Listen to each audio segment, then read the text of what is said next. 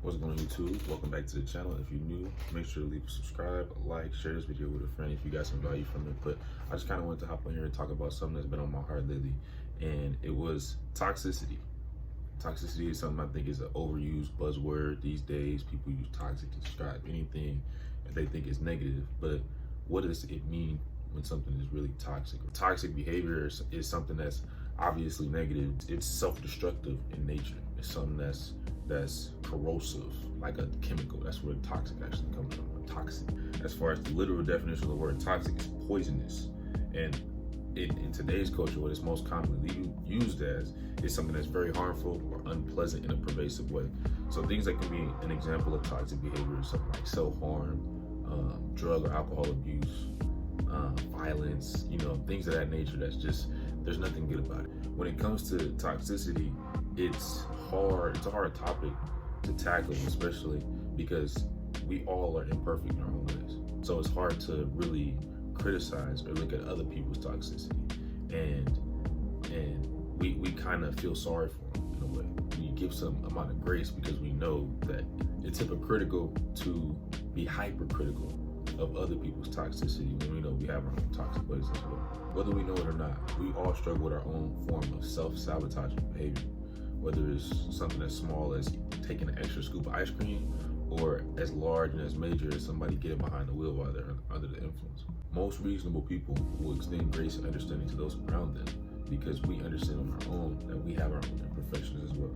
And it would be hypocritical for us to not expect people to have their own issues and have their own problems.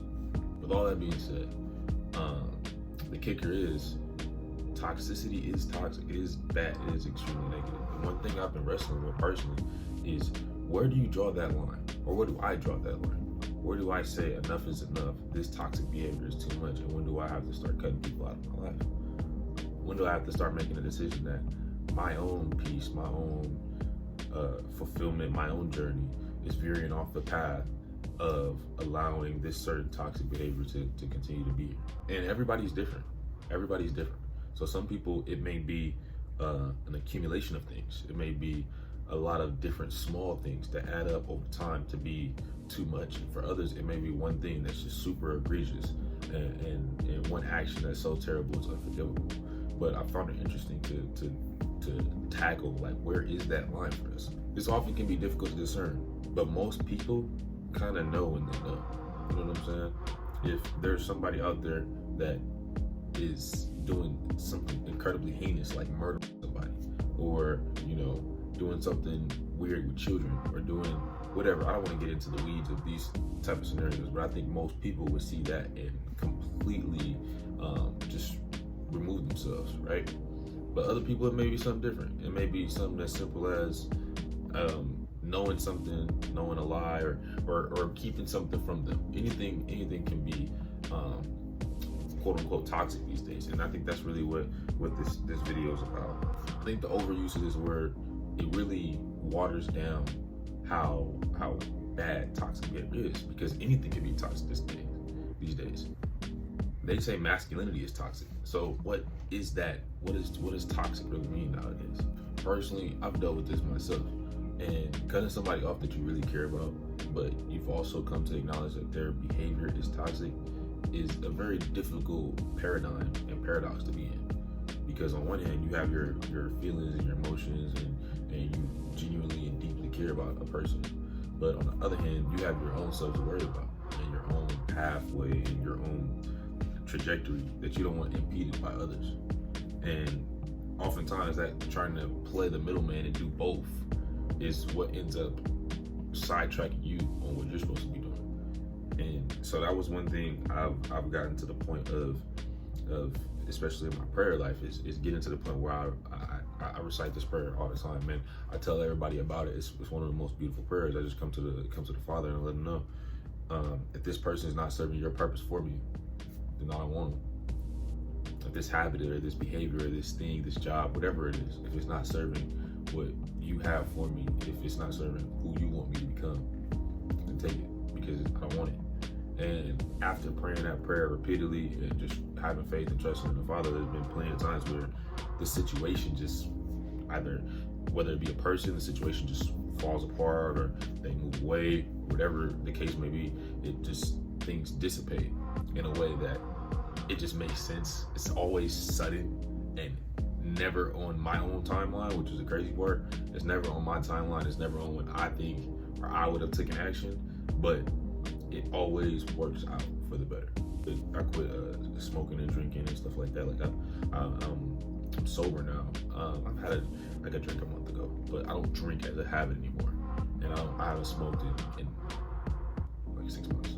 So just things like that, being able to purge my own life of those kind of things has been great. But it can feel difficult, just because in part, especially when it comes to people, you feel like you're leaving someone behind, like you're abandoning somebody.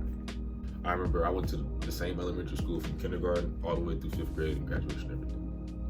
And I had a lot of friends. Obviously, these are elementary school friends, like, you know what I mean? But I had a lot of friends from kindergarten that we stayed in the same school, and we got to 5th grade and we graduated together. And because that was the only people I pretty much knew at that point, those were my peers, I never could fathom a world without them. So I just thought we would be friends forever. Obviously, I don't know how the world works at this time, but I thought we would always be friends, right? And a lot of those guys I never spoke to again, ever again. You know what I mean? And it was, I think, once I got to middle school, it was kind of a part of that process of getting used to the next grade. But it was also there was something about it, like it was kind of depressing. You know what I mean? But the thing is, once you get older and mature, you realize that that's just a part of life. That's just how things go. Some people are in your life for life. Other people are just seasonal. And that could be family, friends, classmates, coworkers, relationships, mentors, who knows? And in this process, it's also not something that you should be bragging about. Like I've seen on social media, just in general, sometimes people would be like, oh, I had to cut them off to level up, or I had to leave them. Like, that's not the energy you want to have behind this kind of thing. Whether it's for toxic behavior or just growing apart from somebody. There's no reason to have that level of animosity or negativity or anything that's going to like stir something up. It's just no place for that. And it points to a sign of like a lack of maturity if that's what you go to and you think it makes you somehow a more valuable person just because you grew apart from somebody. Another important thing that might be good to reflect on and to think about is, why were these people in your life in the first place? It might be a little different with family, but especially once you get to a certain age, you pretty much have dominion and control over who you allow to be around you. So it's very telling, and especially when you feel like you're growing apart from somebody, or you need to not interact with this person anymore, you need to not contact this person anymore, you need to not hang out with this person anymore. It's very telling that, one, you have the self-awareness and the maturity and the wherewithal to actually make that decision, but it's also very telling to the point where you should reflect on why not only you are growing apart from this person, but reflect on what drew you to this person in the first place. Because one thing I've realized is the people that you have around you are oftentimes, they mirror some aspect of you. Because at the basis of every relationship is commonality. The basis of every relationship is having something in common.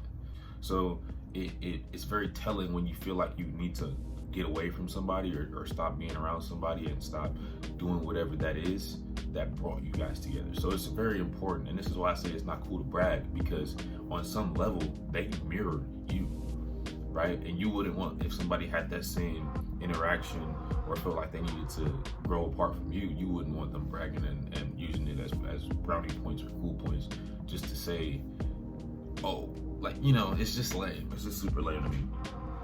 And reflecting on things like this, we can identify maybe toxic traits that we have, and maybe even if we've grown out of these same traits, we can identify things that are better to look for in new people around us, in new, let's say, romantic partners or friends or whoever.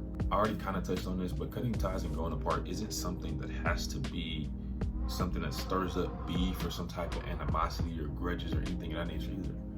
Now, obviously, like I said, you shouldn't be bragging and making it seem like you're putting somebody down to put yourself up. That's not cool. But at the same time, if you've experienced somebody that is growing apart from you or moving on in a way or whatever, it doesn't necessarily always have to be, oh, this person don't like me no more. Oh, this person hates me, or this person acting funny, or this or that, because that's just not always the case.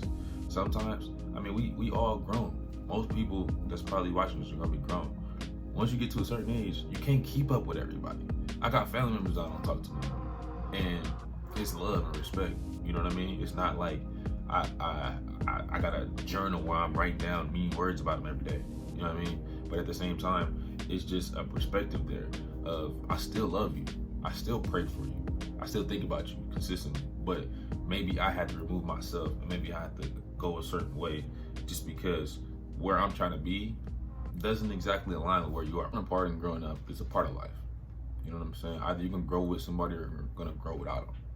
And even at the basis of it all, once it's all said and done, every single relationship will end in one of two ways. Either you're gonna bury them or they're gonna bury you.